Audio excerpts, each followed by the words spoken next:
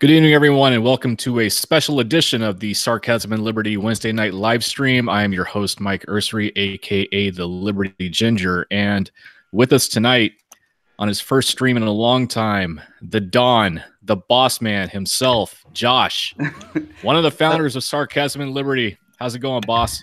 It's better than I have been for a while, so it's actually good to be back on the stream. I don't know if everybody's like, some of you might have seen a few days ago, I spent like 45 minutes online just harassing these scammers that kept calling me. So if you want to see that, it was fun. I just kept calling them back and they were getting really pissed off. All right. With us also our resident meme lord, Michael Leoncello. There you go. Eric Laprice. And on loan from Shitlord Preachers. And actually his first stream in a few weeks also is Amos, Mr. Amos Joseph. Gentlemen, how's everyone doing? I'm good. Not bad. I'm still here. I think most of us are alive, so that's good. I hope we're all alive here. That would be kind of awkward. It seems like there it. is an emergency, so we Somebody's weakened and burning me, so. Yeah. So the national emergency, which really isn't a national emergency because we didn't have to do the national emergency, but here we are doing the national emergency. Gentlemen, we have a national emergency on our hands at the southern border, and we got to get a wall up as quick as possible. But, I mean, we don't have to do it, but we're going to do it. I don't understand it's not going to be why... as quick as possible either. No, it's not going to be as quick as possible because there's going to be a lot of legal battles involved. They only got 20% of the funding.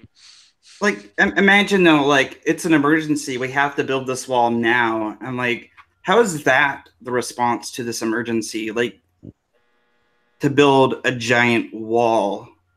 Like emergencies, you know, it's like, well, like it has to happen now. We need to fix this now. Not we need years and years and billions of dollars to build a giant freaking wall. Like, well, hold up. It's not a wall. It's a steel slab barrier. Yeah. So let's go ahead and establish that one really quick. It is saw this meme. Steel slat barrier. Some meme where like people were saying like they believe in the wall. I'm like, I find the wording of that like very off-putting because they're making it sound like believe in the wall. Yeah, like this, like it's some mystical, like important, like they're saying they believe in the wall the way people say they believe in God, and it just interesting seems very bizarre to like phrase it that way. Have you accepted the wall as your Lord and Savior into your heart? I mean, like, do you have a moment to talk about the wall? I'd have a lot more faith in like Santa Claus than I would in a wall, like just because, and in this specific wall, because one seems way more realistic. I mean, yeah, it's insane though. But it reminded me of the Church of Trump thing. You know, it's like it's become this like religious type thing. People are like, we need the wall. I believe in the wall. Like, you know, like they lump it in with all of their important views. Like, you know, this is my view on abortion, and this is how I feel about, you know, like the military, and how I feel about like the national anthem, and then how I feel about the wall. I'm like, is this like, it's become like this, I don't know, like this really dumb thing people are clinging to. I don't know, like or they're incorporated into like they're just political beliefs. And even when Trump is gone and the wall is not there, because I just don't believe it's actually going to happen ever, I feel like they're still going to be pushing this concept that the wall is like this thing that has to happen or our country is just going to implode. But do you have a moment to talk about the wall? Do you have a moment to talk about we should the wall? meme idea though, we should like, you know, like I don't know if you guys know what tracks are that like that churches put out, like these little like paper things. They call them tracks. Yeah, we should make one for the wall. Like that, like little ones, like postcard ones that we could print up and just start handing them out that are just obviously making fun of it. But I would, that would be awesome. A bust of like Trump with a glowing light behind him. What was that one? There's this, you got to do the dollar. You got to do the like, you know, $10,000 bill one. Oh, it's like this. No. It's got to be you got to get the most commonly understood budget number. Like $5 billion or a $30 billion bill. Yeah. And then it'll say like, and then show how much it costs to build the wall. Well, I think would be great though is like that I'm sure you guys have seen that really cringy image of Trump in his office like writing something and there's like Jesus behind him like guiding his hand. Like, oh, that makes me want to throw up every time I see it because people actually think that way. Like, I'm serious though. Like, seriously, if God was choosing the president, like he chose Trump, like I feel like he could do a little better. Well, and it's always real fun with those people because it's Yeah. God chooses the president, but I hated Obama, and it's the same. Yeah. It's the same. God chooses the presidents that I personally like. Yeah, right. Yeah, those are the same people. I've seen something. That was the reverse of that, where it's like God picks the president. I liked Obama and I hate Trump, or the other way of I like Trump but I hate Obama. Well, isn't it like if the Pope is chosen by God, like shouldn't every vote for the Pope always be unanimous? I saw something earlier. I think it was either yesterday or it was Friday. I saw something where somebody used a verse from Nehemiah talking about how God chose a leader and he had that leader construct a wall. I don't know if like maybe a wall around Jerusalem. I didn't really look into the context behind the verse, but they cherry picked this one verse out of Nehemiah and tried to relate that to Donald Trump building a wall on the southern border. So dumb. So from the chats, they were like, "The wall is so last week." I just find that funny. One would hope it was last year, except all of a sudden, it's a national emergency. Now think of this though. Would you rather the news keep talking about Russia or keep talking about the wall? I don't know. I would like for them to stop talking about both. Yeah, I'd like for them to stop talking about both, to be honest. I'd like them to stop talking, period. That too. I'm on board with that. But we all know that Jim Acosta can't stop talking about himself. Oh, or the ridiculous soulless clown, as Seth Mandel called Brian Stelter. Like, good God, just stop. Please, dear God, stop talking. Brian Stelter had quite the morning on Twitter trying to defend I saw it. It was over amazing. Jussie Smollett stuff. That was amazing. Yeah. But as far as... I'm sorry, go ahead. It's good for us, too, because, I mean, probably about 75% of our live streams have been about the wall, so what else are we talking about? Yeah. Once wall stuff stops, I don't know what we're going to talk about after that. But as far as Trump calling this national emergency a national emergency, if he is going to say during a press conference while declaring the national emergency, saying that I didn't have to do this, is it really a national emergency? If he's saying I didn't have to do this, I wonder if he saying that to kind of say like to put the blame back on the Democrats to say they made me do this. Yeah, it's not I didn't have to do this. It didn't have to go this way, right? It's Trump speak because he's not real articulate, right? He doesn't have a big vocabulary, and he's saying what he's trying to say is, you guys tied my hands, so now we got to do it this way. But we didn't have to do it this way. We could have just Well, and just imagine how bad of a precedent that is to set. Is that like if we're just going to do it this way? Like I'm going to force my way because you're not. Yeah. Nancy Pelosi came out the second he said he was going to do that and goes, okay, well, cool. Here's how this works. Yeah. You guys do that, and when the next president gets in power and he's a Democrat, we're going to do guns and healthcare and those. Like you're just opening a gigantic can of worms. It's insane. Have fun. And they're not even trying to hide it. Like Pelosi saying that they're being bold about that. If you set this precedent, we are going to abuse it as soon as possible. And right. A matter of fact, after that press conference was over, Ilhan Omar went on Twitter and said that the next Democrat president should declare a national emergency against climate change on day one of their term. And just imagine if Kamala Harris wins in 2020 and the first thing she's doing is declaring a national emergency and pushing Green New Deal policies through with force with executive order. And she's only doing it because Trump did it. Not to change the topic, but I just want to throw in a little bit here. Ilhan Omar has called upon the Attorney General of Minnesota to investigate a trans athlete from being barred from competing in weightlifting. Is someone going to investigate the Attorney General of Minnesota, though, since he beat up his ex-girlfriend? I don't know, but it was just like, I saw that and I thought, what is the point? Since when did a U.S. representative start interfering with their own state's politics for something as trivial as trans athletes and sports? Because this is where we are now. We also have representatives threatening teenagers on the internet.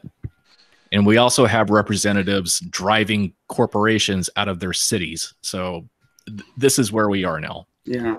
Did you see the guy that was making the LGBT comments? And they were saying that he was making drowning jokes, but he was saying something about, like, see if his kids could swim. I forget who. I didn't see I've heard that. Yeah, it was I forget exactly who he was. Some politician, but, like, it was like on Now This Politics, and it was kind of reaching, but he was still saying some really messed up things. So, like, it was like he was like at a level like 80% like bad, and like now this is making him seem like 100% bad. But yeah, he basically said the LGBTQ is basically like the biggest terrorist organization in America. Wow.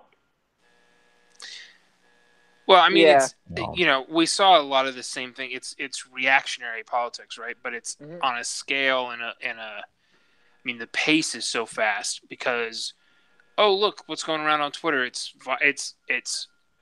mob awareness, and then it takes a week for all the details to come out, and in the meantime, everybody said every stupid thing that they could come up with. And the politicians, who are by nature the worst, most self-centered people on the planet, have to be ahead of what? That doesn't happen. What are you talking about? People aren't like that. No, people aren't like that at all. I'm not guilty of that either. Like, it's on some levels, it's human nature, right? To kind of like, oh, I have an opinion about whatever, and people are talking about it. So here, let me throw my 2 cents in the ring. And politicians are the worst of the bunch. So they're going to try to jump ahead of every last itty-bitty little detail issue, right or wrong, based on the politics of their base or what they think is going to help them win the next election, or who, it's all this, it's already been mentioned once, the Jussie Smollett thing, where it's like, there were people who saying this smelled like a hoax from the beginning, while everybody else is going, oh, it's a hate crime, and this is Trump's America, and let's blame it on anything else. You go, okay, sure, go right ahead, but in a week, you're going to have egg on your face. Have you noticed that that's happened like twice in 3 weeks? It will be like twice in a month. This whole hoax thing, like, this is basically the Covington Catholic thing all over again. Yep. Like how they like jumped to conclusions so quickly, and it turned out to be absolutely nothing. And after that happened, you had all these journalists saying, We'll actually try to do better next time. We'll get all the facts, and we won't rush to conclusions, and we'll figure out the true story." And then this thing happens, and it's like, within an hour, everybody jumped on this, calling it a hate crime when they had no evidence of it being a hate crime. Well, and here's a really sad thing too, and you'll see this with every time the media jumps on a story and reports it incorrectly. Go back and then start looking at their actual corrections too. The initial misinformation always gets shared so much more than the correction. So that's one of the reasons why you get so much misinformation out there, is because like they're very low key when they correct something and not as many people see it, rather than putting in the time and the effort to actually have, a well-researched, and unbiased report out there. They jump on the chance to have an agenda behind something. When they have to go back and correct it, nobody even sees the correction. So like everybody's still like, I mean, I can't even imagine how many people out there right now still think that that's a legit hate crime. It drives me nuts when they do stuff like that. The media is so bad at accountability. Yeah. I think the whole idea of hate crime is, kind of bullshit anyways, because like, oh yeah, no, hate crime's crap. A crime is a crime. Like it's South Park did a great episode, breaking down why hate crimes are just a joke. Like a crime is a crime. I would like to report a hate crime right now. I just realized I am the only person in the stream without a beard. That is a hate crime against beardless people. I thought you were going to say against Asians. And I've seen you try to grow. I've seen what you passes for a beard on your face. We're just glad you shaved. It won't get some magic marker, Amos. You'll be fine. Yeah, just color your face in. That's why we have you on. Yet we had to fill the quota. Right.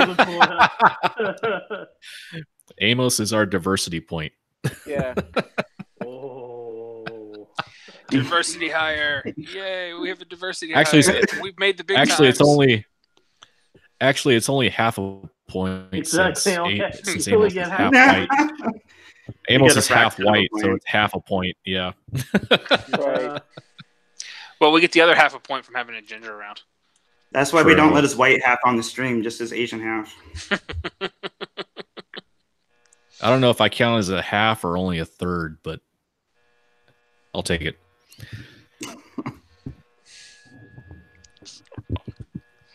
No, but so like, what do you think is the next step as far as this thing with the wall? Because like, there's going to be a lot of battles in court over things like eminent domain, because there is some private property that this wall is going to go over. I mean, so like, what do you think is the next step from here?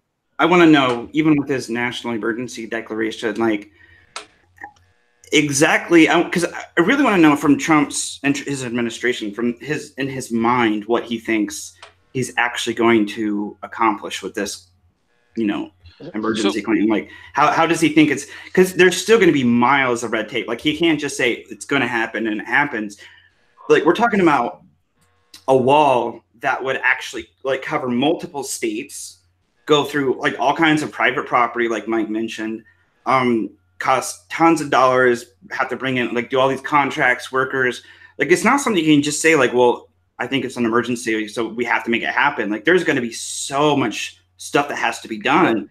Like, I really would like to know how he thinks just saying like, well, it's an emergency, so we have to do it. Like, how that makes it easier. My understanding is that it does two things. The first one is the deal that they made to end the government shutdown gave him like $1.3 billion worth of funding specifically for the wall, which means he's got that budget to move forward with, right? So we can start with that piece. And they're under construction in some places already, so you're funding like already in progress construction. The second piece is, my understanding is, the National Emergency Declaration allows him to pull funding. It allows him to pull, like, it's not discretionary funding, it's like semi-discretionary funding from other executive departments. Okay. It gives him direct control over money from other places. That's such an abuse of power. Yeah. Holy crap. Like, that's so insane. The third piece is, my understanding is, if you declare a national emergency, he can activate the National Guard in certain areas and use the National Guard to help build the wall and whatnot. And he has talked about doing that. He has talked about putting the military on the border. Yeah, and so the the emergency status allows him to do some of those things as well. It's like, you can't get, because like I've worked in like disaster relief stuff, and a national emergency declaration for disaster relief means all kinds of extra funds, but it also means that like the governors of the state where that's at can activate the National Guard and get federal funding. Yeah. So that's not state budget level funding. Well, this is what I was wondering, because he's talking about doing military, but I'm like, okay, first of all, like, he shouldn't be allowed to like be like, okay, National Guard, I'm going to bring you out, because like that should be up to the governors in their individual states. And then he also is not supposed to be able to deploy active duty military into the states like that for something like that. It just, so much of what he's doing just seems like, first of all, just flat out immoral. Like, what's going to have to like all the fallout, like the eminent domain, deploying military to like what you're going to eventually have to use it to control citizens. There's going to be protests all over those borders, and especially when they start taking people's property away. There's just going to be so much illegal stuff, and I don't know, like it's going to be a huge mess. And I honestly like hope once there's and here's what's going to drive me nuts too, is like I want there to be like, there's going to be images eventually on TV of people basically being dragged out of their property, you know, like by gunpoint and saying, you know, you don't get to own your property anymore. And I'm waiting for Trump supporters to attempt to justify that action. Yeah. You Somebody could say, already do justify eminent domain, but I think you touched on a really good point there about the protests. I mean, this wall is already going to go way over budget because anyone that believes it's only going to cost $5 billion is out of their goddamn mind. Oh yeah, that's just insane. And then you figure in the protests, that's going to, you know, all the police and everything that's going to be involved in that. That's going to be easily another probably $1 billion. Now, here's the thing, because I don't see any of these protests becoming nonviolent, especially or remaining nonviolent, I should say, especially when it comes to starting to seize people's properties. There's going to be standoffs. There's going to be gun battles. I bet. I wouldn't even be surprised. There's going to be deaths. There's going to be just deaths as a fallout from this. Now, I'm waiting to find out too. Like, all these people are like, well, we need this wall because, like, you know, like these drug cartels are coming over and like they're like murdering people and all this stuff. And then when the government's on the border murdering the same people, how like just, you know, unself-aware these people are going to be and like not realize that, okay, we were mad about these like people coming across the border and murdering people, but we're going to be cheering on our government doing the exact same thing, slaughtering these exact same people for the sake of keeping us safe. I think then hopefully people will realize the wall's going to do a better job of keeping us in than keeping people out. Yeah. Yeah. So you're saying is there are many walls on the way to the wall. Yes. You know, what I'm going to do though is I'm going to go like Home Depot and stuff and pick up a bunch of ladders for cheap. I'm going to go down to the border and make a killing. It's going to be awesome. Literally. Right? If things turn out like I'm thinking. Yeah. Why don't you just contribute to the GoFundMe? I just want to clarify my point, by the way, Josh. I wasn't saying that it gives Trump the ability to call the National Guard. It gives him the ability to pay them. Yes. No. I understood your point. I was just saying that, like, this is what I expect him to end up doing. You know, like I like an overreach that I am anticipating he will do. Sure, but the governors of the governor of New Mexico has already said he won't call the New Mexican National Guard. Yeah, and here's the thing is like it's supposed to be up to him, but like we have National Guard that get activated and sent overseas to the Middle East, which is insane. Like that's not what they were ever intended to do. So like like Trump just being like so just defiant, being like, well, you know, I'm just going to do whatever I want. I'm waiting for him to try to like activate the National Guard and do this stuff against the wishes of the governor. Like these governors, and I actually like, you know, there's going to be some crazy like legal battles going on. I seriously think like it's going to be insane to see Trump supporters like dig in their heels and actually support all this like psychotic stuff he's going to be doing soon. But I think this is going to be the thing that like really solidifies him as like a horrible president, because then like it's going to look like a war zone down there on the border eventually. Like if he really tries to really push forward with that, I don't see how there's any way it's going to play out. Like you're going to have to forcibly remove people from their property. You know, you're going to have protesters down there. You're going to have all kinds of stuff going on. You're going to have military being activated in some of the places they're not supposed to go to. You're going to have money just being like sucked into this project that is obviously something that the people don't want. It's insane. Like it's going to be this huge clusterfuck. Well, there are a lot of people that want that wall. Let's not. Oh yeah. No. But then let's say half the people who voted in 2016 want the wall. Well, and like here's the thing. Like let's say so I live in Texas and I've worked on the border, right?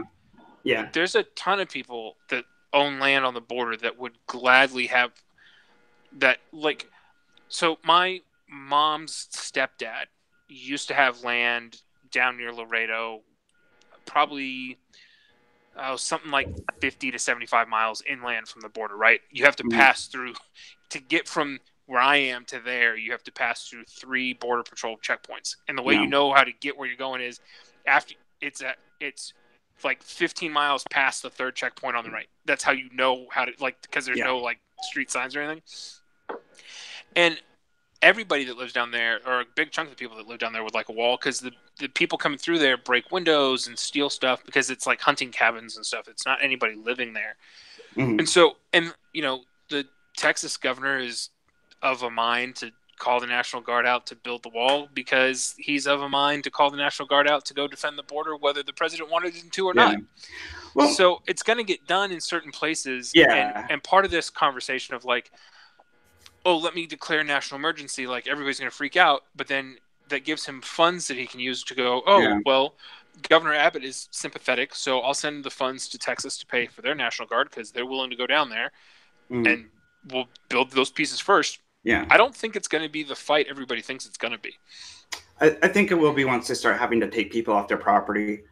But like my thing is too, is like, as far as numbers of people who want the wall, like even if we would assume that 100% of Trump voters wanted the wall, only a fourth of the country voted for him.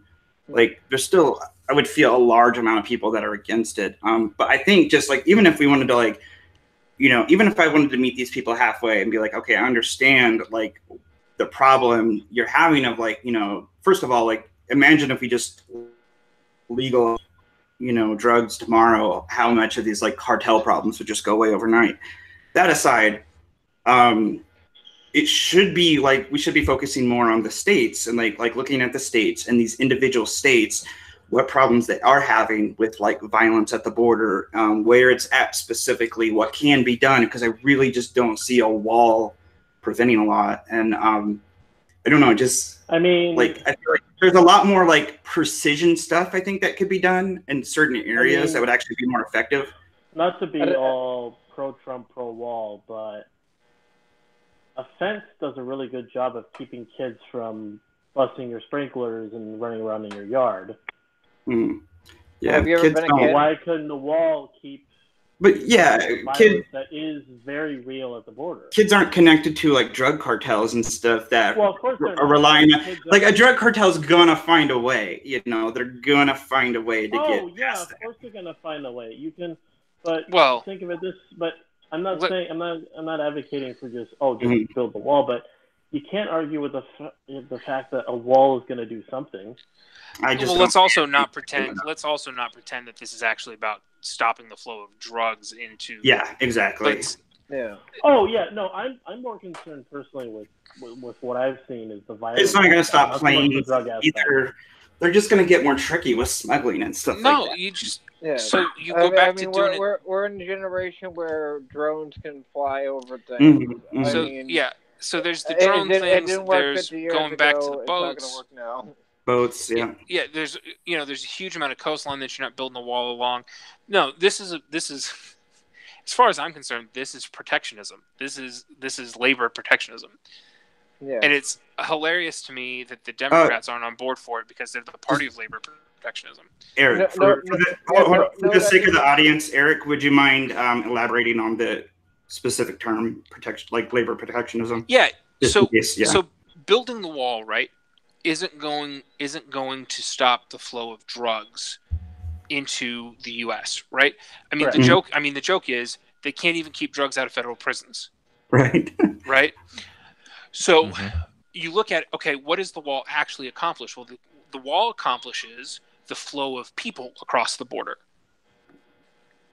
Right. Mm-hmm. Well, that's cheap and or unskilled labor into competitive places like California and Texas, where they come in and it's temporary, it's seasonal farmhand labor, but it's also not temporary. And so it's labor protectionism. It's, hey, we got to keep these uneducated, non-English speaking brown people from coming into our country and working for less than, uneducated white people will work for. It's base racism and it's labor protectionism, and it's gone on for all of history. But it's really, it's rooted in the United Farm Workers. That's where all these, border rules come from. So it's not about the drugs. They wrap it in the drug war because it sells it to the base, because they're tired of, that perception, and it makes good news and it makes good propaganda, but that's not really what it's about. Yeah. And what about other things too. What about the violence aspect? So the violence is in like 6 major cities that are right on the border, and it's where all the drugs come across. And that should tell you something. They're coming across at the checkpoints because it's easier to smuggle the drugs in 18-wheelers or random cars or whatever than it is to try to truck them through the desert. That's the other thing most people miss, is because they don't have any concept of geography, is the border with Mexico is high plains desert. There's no water, there's no cities, there's no infrastructure. If you're not coming across in like Laredo or Nogales or Yuma or any of the major cities along the, like, where there's an interstate that hits the Mexican highway system, it's hard and expensive. And you're not talking about like driving a car, you're talking about backpacks. And it's, you know, you're not smuggling drugs in that way in any kind of volume, because there's drones and satellites and they will see you coming. Like, that's not how that works. So the violence is I mean, you know, apparently it's gotten better. I have some friends from El Paso, and apparently it's gotten better over the last 5 years. But the major violence was like, you could hear the war raging across the river. Yeah. And so, you know, but it's at the major checkpoints. It's not randomly in the desert. Like, oh, I can't think of the name of this city that's on the other side of the border from El Paso, but they had like 21 beheadings in like 2009 or 10, like where bodies were just found missing a head, right? Yeah. Not on the American side of the border, but on the other side. But it's in those major places where that violence happens. And so the wall's not going to fix that. In fact, the wall it likely only makes that worse, because now instead of, sometimes we can maybe take a run through the desert, we don't have that option anymore. It's all got to go through the spots where the checkpoint are. So let's have our major fight be about, you know, turf wars for the crossing points on the Mexican side of the border. Like, none of that's any good. Well, I think there's just a lot of there's a lot of misinformation too when it comes to, well, I'm gonna say like intentional misinformation that comes with the like immigration argument, because everybody, like, they'll point to like, oh, there's, you know, such and such number of illegal immigrants, you know, so we need the wall. Then they completely leave out the part that it's like roughly about, like, it was like, I could look it up again, I want to say like 45% roughly of illegal immigrants currently in the U.S. are here because of expired visas. Like, they came here legally, they're legal now because their visas expired. Like, a wall wouldn't have changed that. So like almost half of the illegal immigrants here now, like, a wall would do nothing. They came here legally, they just didn't leave when their visas expired. Well, they're also doing things like all the Indian and Chinese immigrants that come over on boats and stuff. And just like, actually, if you look up statistics, like, illegal immigration's actually been on the decline without a wall. Like, it's I don't know what the actual statistics are, and I'm sure you can look it up. Like, I don't remember how great it was, but I know, like, even like from when Obama was in office, like, there's been like a decline of the actual numbers of illegal immigrants like coming into the country. It's not that like as insane of an issue as they like to make it seem. You know, I think probably one of the worst things is like the violence aspect. And I feel like that's that's what they try to kind of, like Eric was saying, you know, they try to paint it in that light, but that's definitely not their concern. You know, that's like, there's other things I feel like we could do that would easily solve those problems. I mean, the other part of it for the violence is, think about how that happens. Why do you get violence? Yeah. Because it's illegal in the first place, because you created a black market. That's exactly, that's what I said earlier. And the people willing to participate in the black market are willing to do violence to maintain their share of the market, right? It's true of alcohol prohibition. It's true of the drug war. It's true of closing the border. Just like earlier when I was making my one of my statements, that's what I led with, is like, just imagine with drug cartels, if you legalize half the stuff, like how quickly they'd disappear overnight. Imagine what would happen if you'd actually open the border, where you'd allow for more legal visas and work permits, and like, it's violent and it's illegal because we say it is, not because it's actually causing any problems. Well, it's a thing where the U.S., like, we create a lot of our problems. You know, like, there's a lot of issues we deal with that you know, we could easily fix you know, but instead of easily fixing it, we want to add on like another layer of problems disguised as fixing it. Well, because here's the thing too, is like, just depends on where you're coming from and whether or not it's a problem. Yeah, a lot of it's perspective. But I want to like get back to the border, the wall. Like, even if, just imagine how much it would cost, how long all of that would take. Then imagine the amount of maintenance it would cost, like continuous maintenance. How many people you'd have to constantly be like monitoring these different areas of the border? Because, you know, if you put up a border wall and drug cartels are want to get through, like, how long do you think it is before they basically start trying to blow up sections of the wall? Like, that wouldn't be hard for them to do. I've seen those metal panels with the steel rails, and to be perfectly honest, you need a plasma torch to get through one of those rails, but you only need to get one of them through to get a guy my size through the wall. Like, you only have to cut one slat, right? It's 2 cuts, top and bottom, and 10 minutes with a plasma cutter and you're through. Like, it's not that complicated. Yeah, like I always joke about the ladders. I honestly don't know exactly how tall they're making this border wall. What's the like 20 height? feet? That's not that high. I mean, but you've still got to remember, getting a ladder, like, you got to carry whatever you're going to carry. Oh no, I was actually going to say a rope. Like, yeah, get a guy with some rope, he gets over it, and then another guy just starts throwing crap over, or just a pulley just to like carry some stuff up. Like, I was just like, I remember just in the Army alone, like Mike probably had to do some of the stuff too, like where you'd go to these obstacle course things, and there'd be like a wall, or there'd be like this weird, like all these like poles and stuff, and you'd get a board, and it'd be like, get across this without touching the ground, like all of your team, or like get up this wall while carrying all this stuff, or it's like, you just got to figure it out right there off the top of your head. And I'm like, when you start to do stuff like that, it was like, okay, like we're a group of like, you'd be like 5 people with, a 2x4 trying to do all this different stuff. And I'm like, okay, if you got this like group of people like who are well connected, and like getting certain supplies isn't an actual issue for them. Motivated.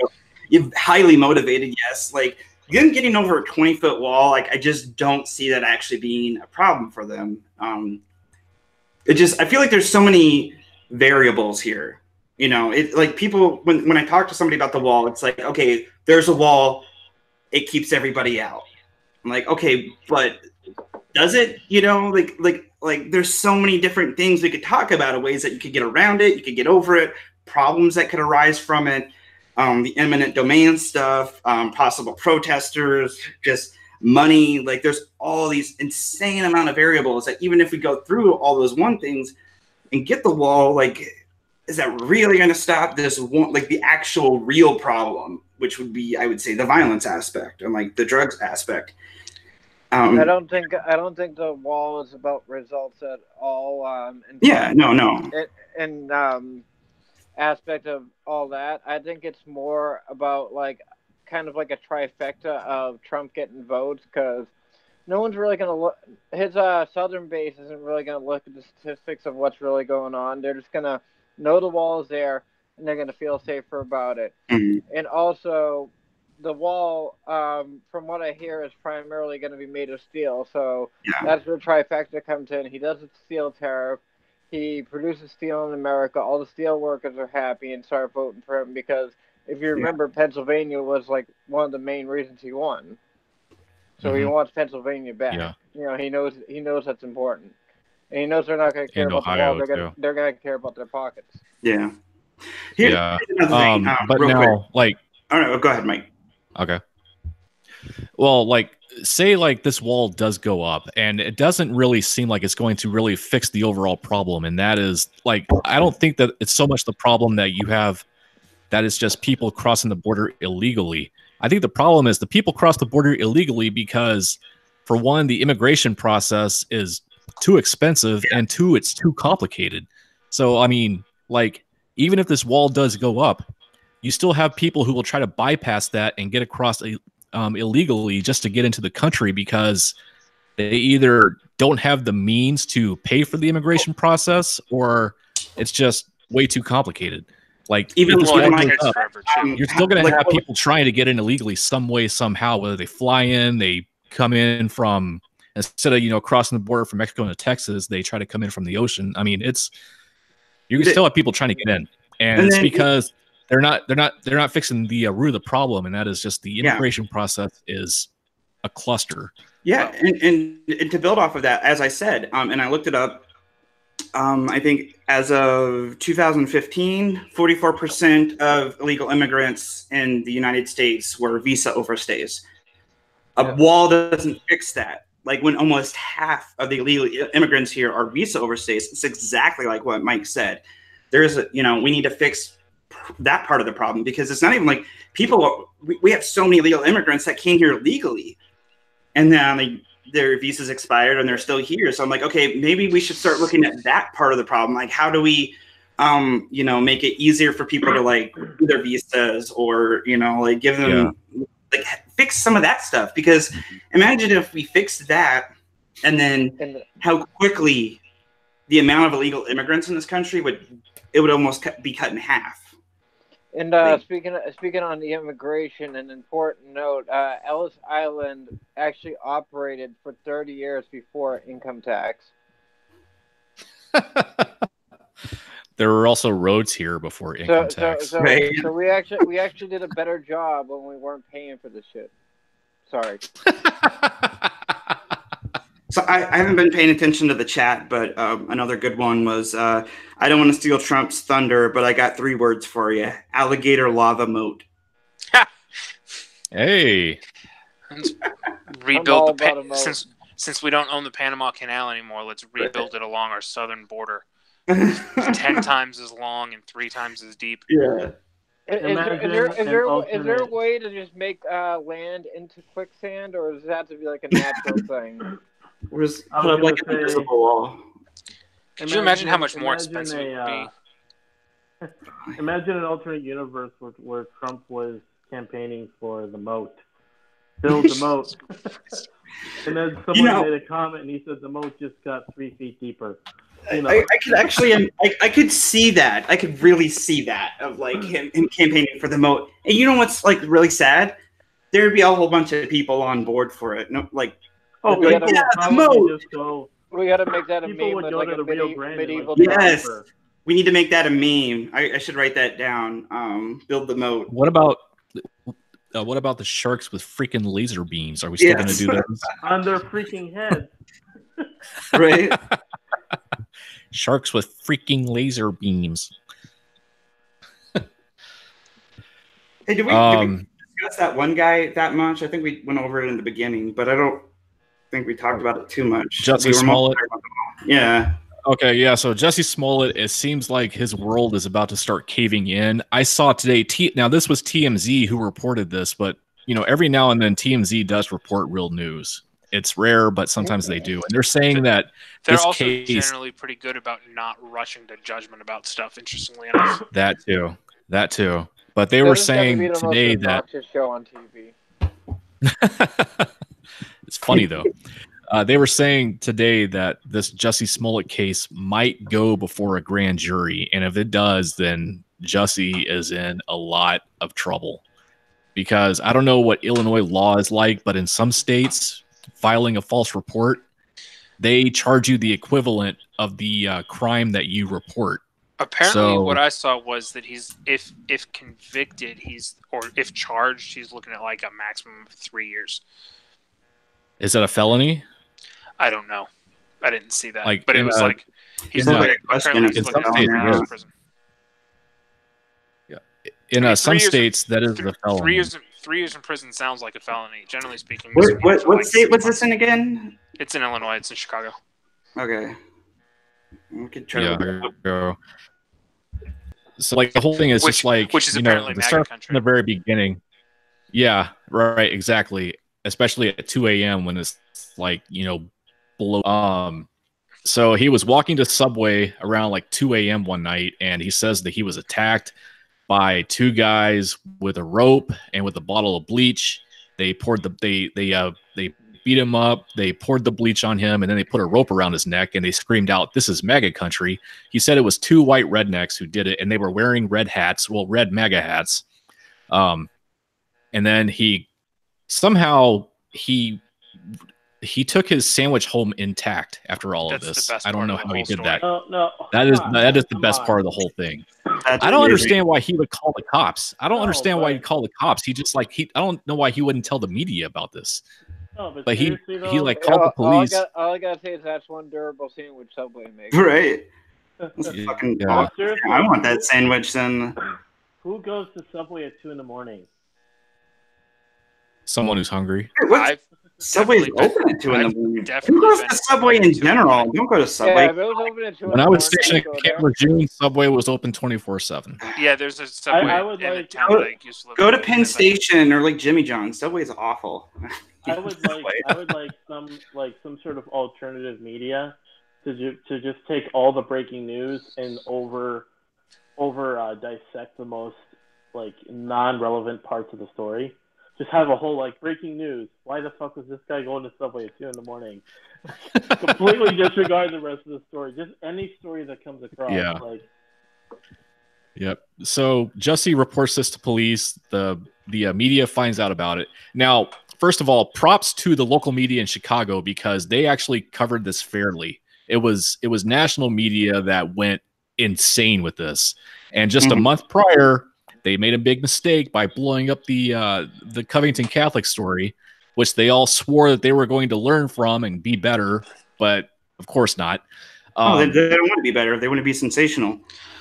Yeah, you had so many people coming out blaming this on Trump, blaming this on Trump supporters. Somebody went on one of the late night talk shows and blamed this on Mike Pence. I can't remember her name. That was Ellen Page. Fuck Ellen Page. Yes, Ellen Page. Thank you. Yep, Ellen Page blamed this on Mike Pence because Jussie was black and gay. So, racism and homophobia and attacks on minorities and intersectionality and all of this and that. I don't like. And then the story. My governor, I live in Indiana. I hate Mike Pence, but to blames that's so stupid. Doesn't make any sense. He's not encouraging people to go and attack black gay people. It's so fucking dumb. Sorry, go ahead. So the police start investigating this, and they are checking the surveillance footage because there was a camera outside that Subway. They're checking the surveillance footage from the entire night. They do not see 2 white rednecks. After going through this footage, they do find 2 black guys who turn out to be these 2 guys from Nigeria who are stand-ins on that show Empire. And Jussie knows both of them very well. He paid one of them to be his personal trainer.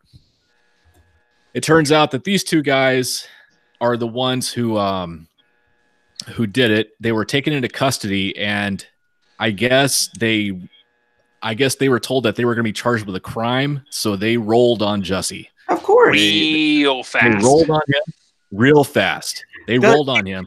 He's stupid to hire people thinking they're going to take a fall for him. Yep. Come to find out later, he paid each of these guys $3,500 up front. They were supposed to go to Nigeria just to go out there and hang out and wait for this whole thing to blow over and die down and everyone forget about it, and then come back and he would give them an additional $500. So they were going to make $4,000 out of this. But now they're not going to make anything. Of course not. Yeah. That's what you get for cheap help. Yeah. Wait, he paid them up front the $3,500, right? That's what the thing said.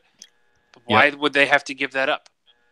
Oh, they didn't do anything wrong. Well, I don't know if he had paid them yet. I'm just saying, quick, I don't know if he paid them yet, but I don't know the 100% validity, but I have managed to find a couple places reporting that it would be a felony charge.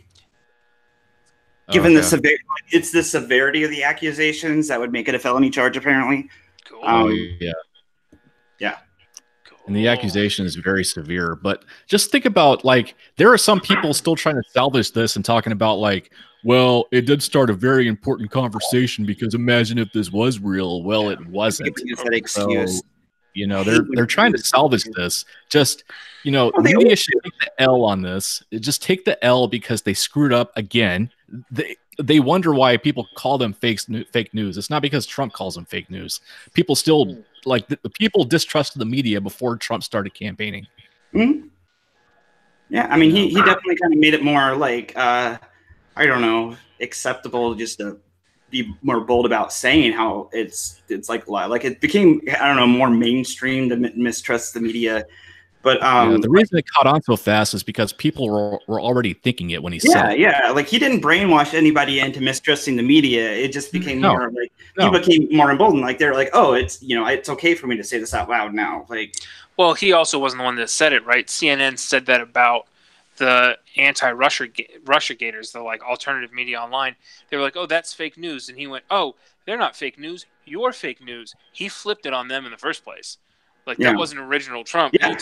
He took the thing that CNN was already saying and went, "Oh, that's really good. I can use that against you. Here, have some of this." Yeah, and like it's become synonymous with him now too. Like they they really screwed themselves over like on that one. But it's just this thing. It's like first, there's like a couple layers to this that I want to hit on, and I think the first thing I would like to get into falsifying a serious crime in order to push an agenda. Like I know there's plenty of stuff out there to, not like Trump. There's plenty of good reasons to not like him. But like, that you have to like, okay, like Trump is racist and he hates gay people. And then it's like where you feel like you don't have enough evidence that you have to go up and like make up a crime to make it seem that way. Like you're kind of more proving that like I don't have anything really to point at, and I need to make it seem like it's way worse than it's like like women who make false rape claims and stuff like that, and or just anybody who goes out there and like falsely reports stuff because they need it to like I think a good example of this is like the anti-vaxxers that'll be like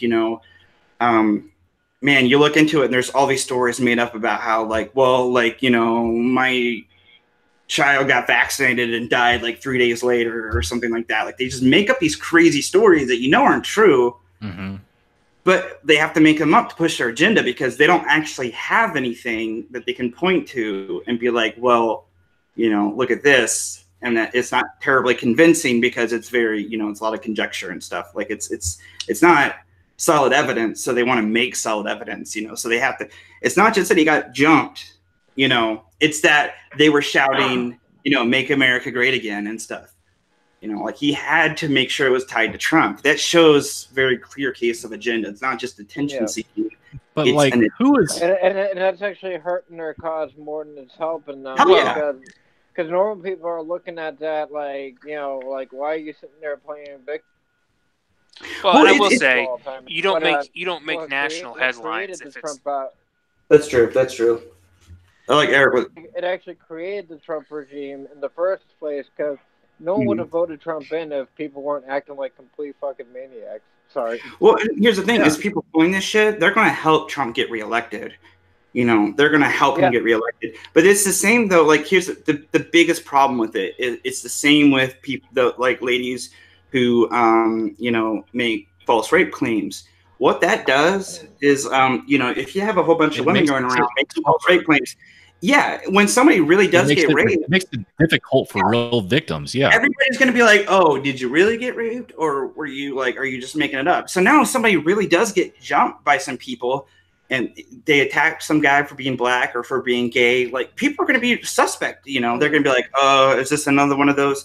So this guy, in his attempt to like push his agenda and make people like not like Trump and think Trump is bad, they're going to make the next person who actually like this might actually happen to, like nobody's going to believe his story. Yeah. So I'm like, it makes it so much more disgusting to me to do something like that. It's kind of like if you're at work and like you keep giving the excuse like, "Oh, my grandmother died. Oh, my grandmother died." And when your grandmother finally actually does die, it's the boy who cried wolf. Yeah, run out of, she's like said that twice. You ran out of grandma. I was like, I have a couple of questions. Go for it. First of all, who is going to attack someone and shout out, "This is MAGA country"? That makes no sense. Right. First off, it's really dumb. Like, that makes absolutely no sense. And then my second question: it's very like storybook. Like it's so obviously fairy tale. Like nobody does that. It's so like sensationalized. It's like reading those stories online that end with slow clap. Or it's like okay, going back to the rape analogy, it would be like saying that my rapist said, "I'm gonna rape you," but like I don't really think they would just shout that out. This is Chicago, which is the same place where those black guys picked up that like slow white kid and like cut him up and stuff. Yeah. And that was on Facebook, and they were like, "This is for racism and this is for slavery." So stupid shit like that happens. That's true. That is true. But I would feel like if they were going to do the like "This is MAGA country," then they would probably be recording it like those other people did, because like they would be shouting that out because they're like trying to drive home the point. There's not like if the only person to like really be witness to that is the person you're beating up. I don't feel like that's doing much. Of course, the intention was, hey, I want to get on the national news. This is publicity. This is a publicity stunt more than anything else. And how do I get on the national news? Oh, some white racist beat up a black dude, and of course they're Trump supporters. Mm-hmm. I don't think from the impression I get about this Jussie Smollett dude, I don't think he's capable of thinking that far. This is just how do I get enough publicity to get on the national news? Well, that's what the MAGA thing is about. It's not about the agenda. It's about why does he need publicity though? He's on a TV show. How much publicity does he need? People are watching him once a week on TV. He's an actor. What kind of TV show is he on? Is he on any kind of like is it like a he's on Empire. He's on like it's one of the biggest shows on a show TV called right Empire. I don't know what Empire is. It's a huge. I've never watched it. It's a huge hit show. I've never watched it. I see commercials for it all over the place. But is it like a competition kind of show? No. It's a drama. No, it's a drama.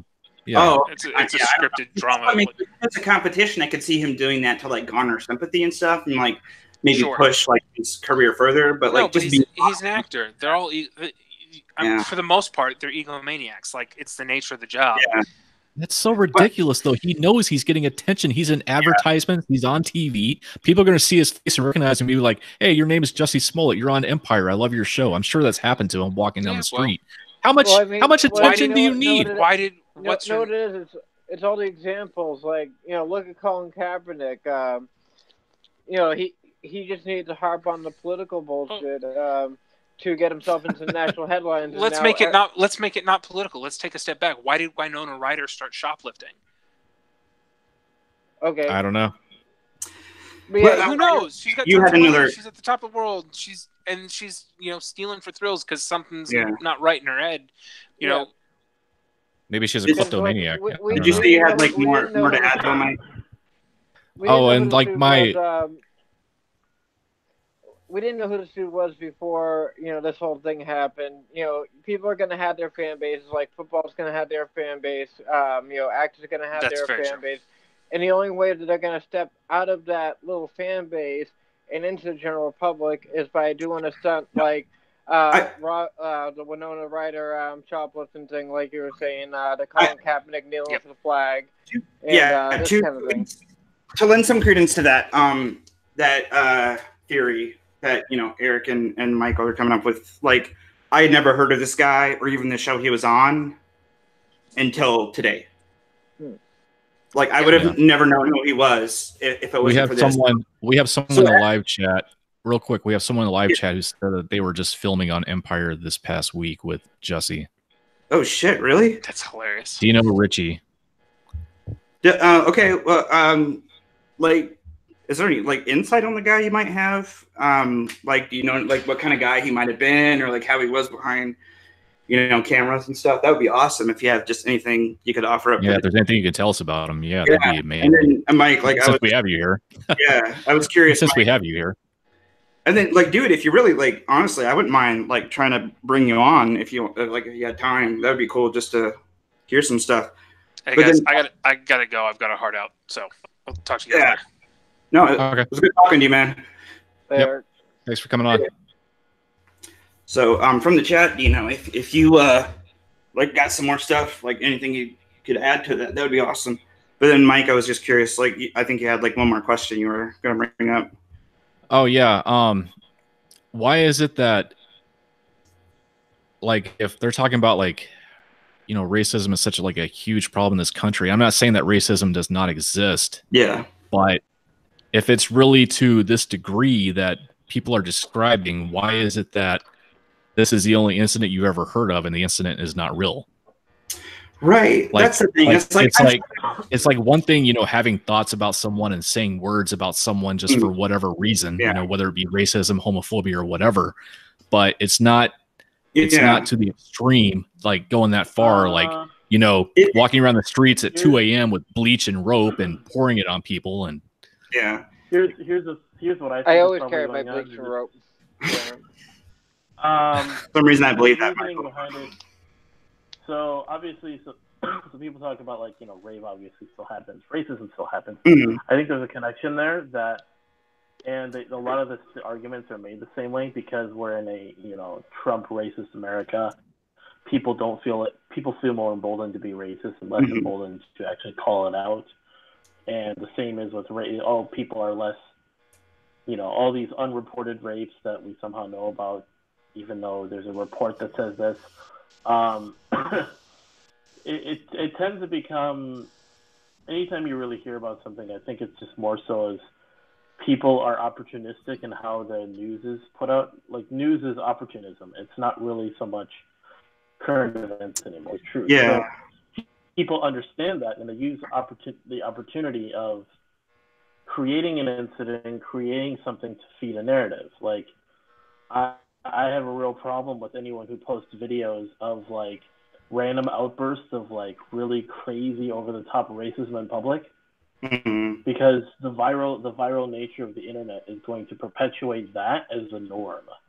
Yeah. Because people watch so many videos of crazy white lady in Walmart pulling up Muslims or black people or Mexicans or something, people start to see that as a norm when 99% of the population just doesn't give a fuck about anything. Yeah. They just live their life and they don't care. Well, I think that's the thing too. Is just look in the news and then look at all these this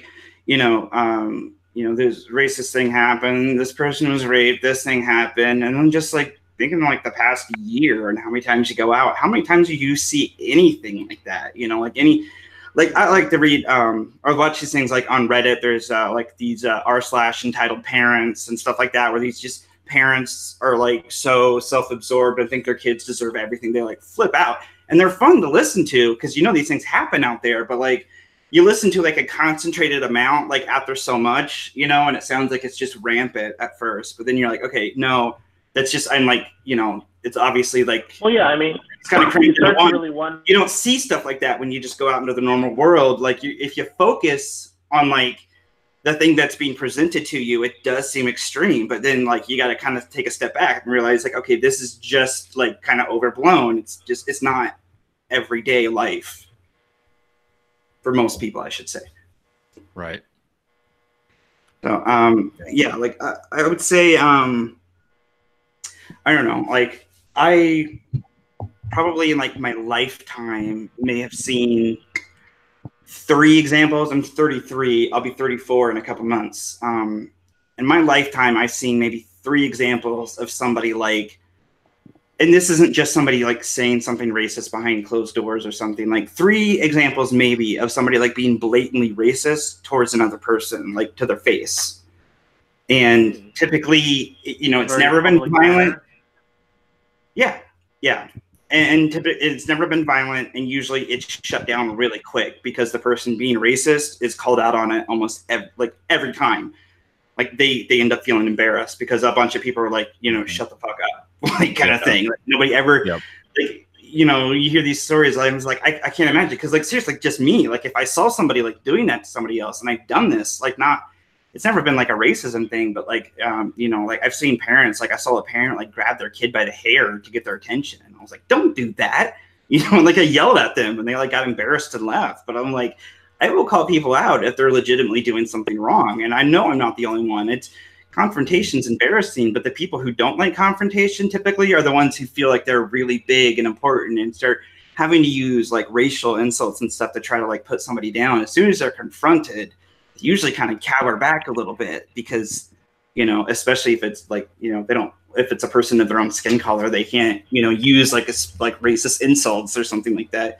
These people aren't that brave, but actually, go ahead. I've seen a little bit more racism up front than that, but yeah. You know what the thing is? It's always my examples are Irish and Italian, and the different kind of islanders, going at it with each other. It's never like white versus black, or like on those Yeah, no, on I was those gonna say, on those specific lines. It's always like I said, it's like an Irish versus Italian, or like a Jamaican versus Haitian.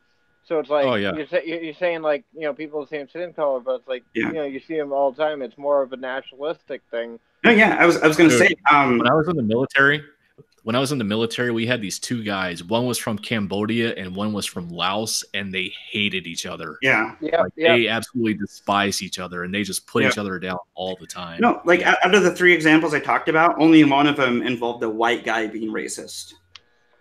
It was Yeah. like like a black guy towards an Asian person and stuff like that, or like even a black guy towards a black guy that was just from different countries.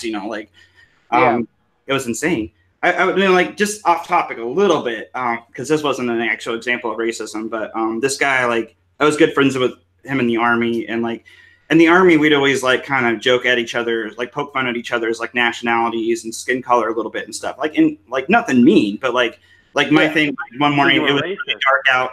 This guy is like Wesley Snipes black, and he's walking up. It's early in the morning. I was like, "Hey, smile! I can't see you," and he thought it was hilarious because like he blended in with the dark. But as soon as he smiled, you see these like white teeth walking. But we'd always do stuff like that. We'd fuck with each other. They made fun of me even for being white. When it becomes on a personal level, you kind of get that. Oh yeah, no. Like, I would never say anything mean to him. He thought it was hilarious. It's kind of like South Park. Like, South Park does a really good job of really representing, like, your teenage years with your friends, because like you just all make fun of each other, but it's all in love. Yeah, like if he wasn't black, I would make fun of him for something else, and like I think that was the only time I ever said anything like remotely close to like about him being black, just because like it really, like, legitimately you couldn't see him, like he was so dark. But this guy was awesome. Like, one of my favorite things was because there's this guy who was always like, I'm African American. He's like, "Oh, what country in Africa are you from?" And he goes like, "I've never been to Africa." And he's like, "Oh, so you're just American, right?" And like he would keep getting mad, but like this guy, like black guy, like he's like, "You're not African American. You're American. You've never been to Africa." And I was like, I thought that was awesome, but because he kept pointing out too, he's like, there's white people in Africa, right? Like, so if this white guy that was born and raised in Africa comes to America, would you say he's not African American because he's white? He's more African American than you are, like, right. Hilarious. Like that's why I hate using the term African American, because it doesn't make any sense. Like, unless you're actually from Africa and you've moved to America, like, then yes, but like it's such a weird, like, I don't see how that's PC, but like you get to know certain people, like, beyond, like, really get to know them, like, skin color becomes so much less important, and it's this weird, like just unimportant thing people become so attached to, whether it's like, I mean, like, I'm not gonna say it's like wrong to like be proud of your skin color, but like my skin color specifically has like never done anything for me, or like been the cause of like anything good in my life. It's just my skin color. Everything I've worked for or anything like that, I've never been like, yeah, I'm white, like, I don't really fucking care. Like, it's just such a weird thing to be so hung up on, is skin color. I'll never get it.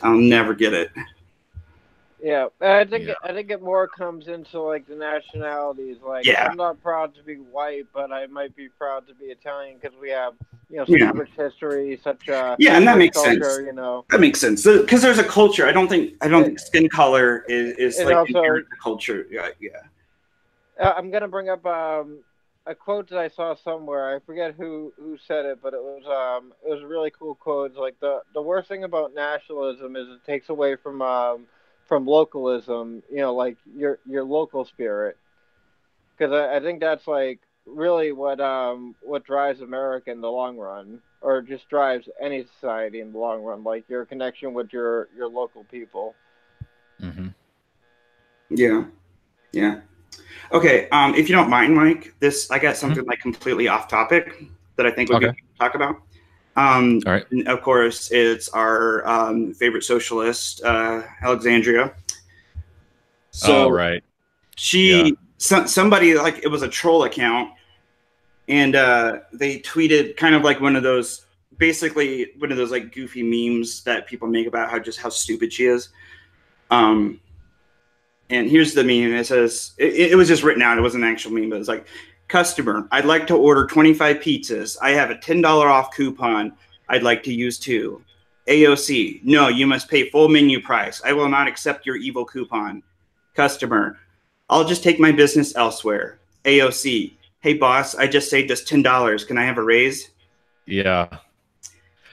And she clearly didn't get the joke because she responded to it. Yep. I know. Have you noticed that she responds to pretty much everything on Twitter now?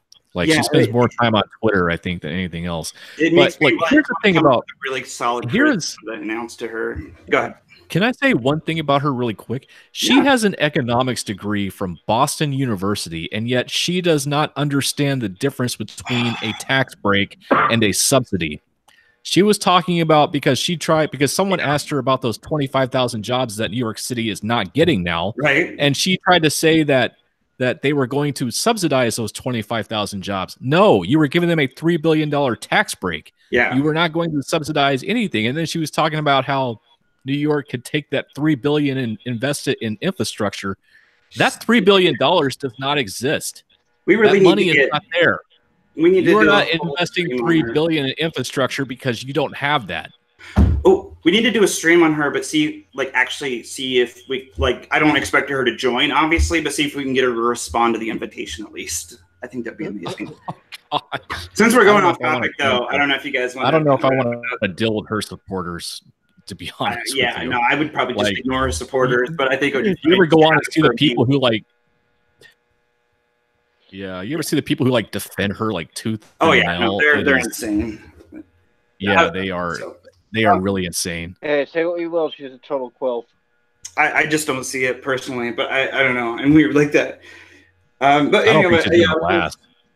I don't think she's gonna last, to be honest with you. Yeah, I don't know if you guys want to kind of start to call it quits or not, because I know Mike, I was gonna see you, and then if Michael, if you're able to as well, we're gonna talk about some of that stuff you were talking in the group chat earlier. Yeah, we got big stream. Yeah, and I don't know how long that's gonna take. We're about the hour point, so I think we're past it because I started. Yeah, I think we're a little past it now. We started around 8:37. My time is 9:41. Yeah, it was a good stream. I'm glad I was able to join this one. It was a lot of fun.